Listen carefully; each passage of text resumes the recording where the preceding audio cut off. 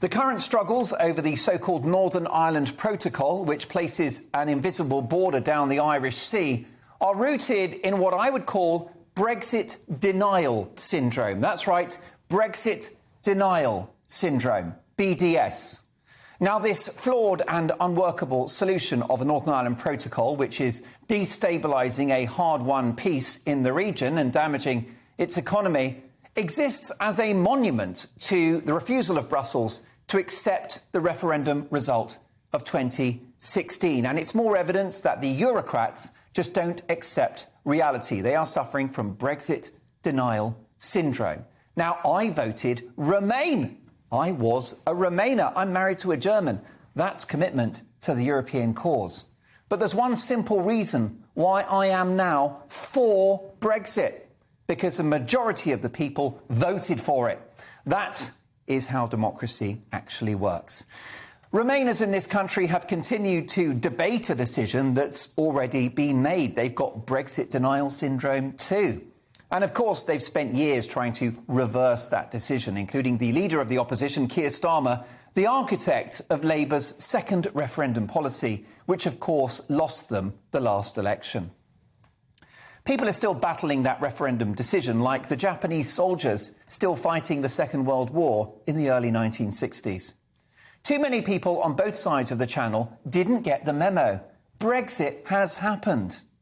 The Northern Ireland Protocol, which disgracefully divides our country, an unprecedented scenario anywhere in history, and one which should never have been sanctioned in the first place, is there to protect the European single market, or so they say. But needless and politically motivated over-enforcement of customs rules is really a political game. It's ideological, it's impractical, and it's punishment for our decision to leave. It's profoundly immoral for a foreign bloc to cause friction in the flow of goods from one part of a sovereign nation to another.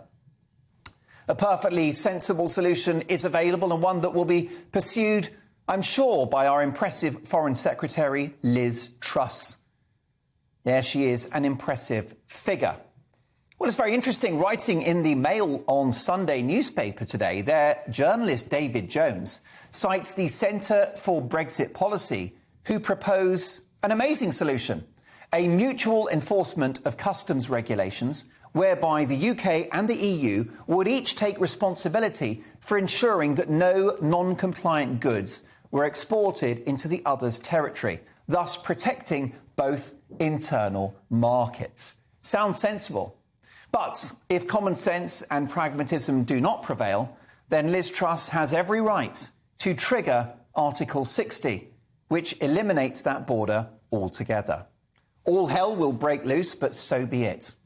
Our willingness to stand firm under the leadership of Lord Frost, that was over a year ago. Our willingness to walk away at that time was what got Brexit done. That got the deal across the line. And Lord Frost is quite the loss to the cabinet.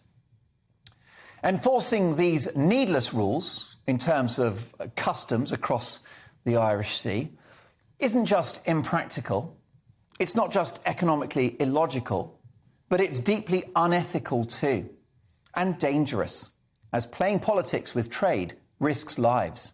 Unionist groups are growing in anger about the division of our country, which unfortunately is feeding the monster of hardline extremists whose next step could tragically be violence.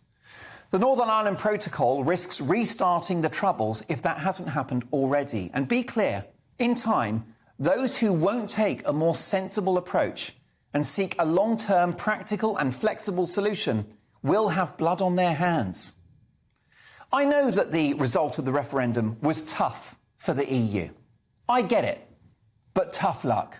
That is democracy. And the departure of a member state from the bloc, which happens to be connected by land to an ongoing member, the Republic of Ireland, is always going to be complicated. C'est la vie.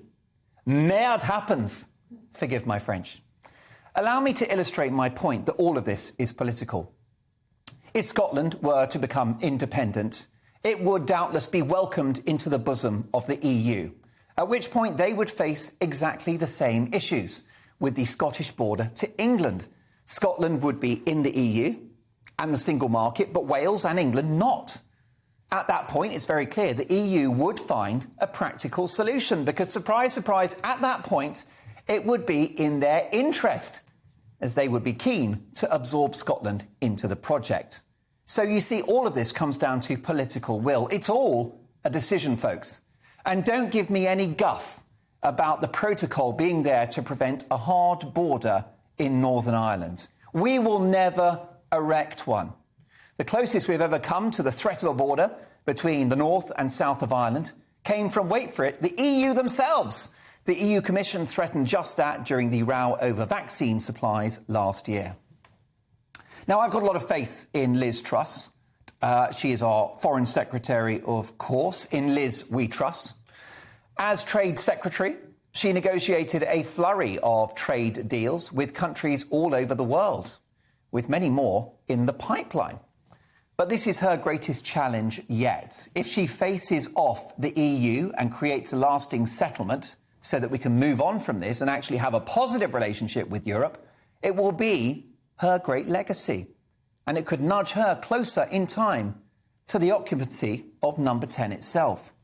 Supportive of a low-tax economy, economic and personal freedom, and a disdain for extreme political correctness, Liz Truss is clearly casting herself, as you've just seen there in those images, in the mould of the Iron Lady, Mrs. T. She wants to be Mrs. T 2.0.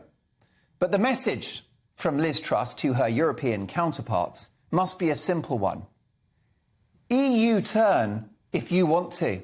The lady's not for turning.